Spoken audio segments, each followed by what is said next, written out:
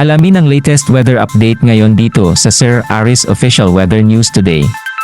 Southwest monsoon o hanging habagat ay nakakapekto partikular na lang dito sa may dulong bahagi na ating bansa. Halos wala na itong masyadong epekto pa sa ating kapuluan. Samantala, yung low pressure area na ating minonitor kahapon, ito ay nasa labas na ng Philippine Area of Responsibility. Hindi na rin ito makakapekto sa ating bansa at kahit hanggang ngayon po, malit pa rin tsansa na ito ay maging bagyo. So sa ngayon nga, easterlies o yung hangin na nagmumula sa karagatang Pasipiko mula sa silangan ang siyang pinaka nakakaapekto particular na dito sa may area ng Eastern Visayas kasama din yung Eastern Mindanao. So ngayong araw, inaasahan natin malaking bahagi ng ating kapuluan ay makakaranas ng generally fair weather. Mainit na tanghali pa rin ang mararanasan lalong-lalo sa may area ng Luzon habang malaki yung chance ng mga pag-ulan, pagtid at pagkulog sa hapon hanggang sa gabi dulot yan ng mga localized thunderstorms.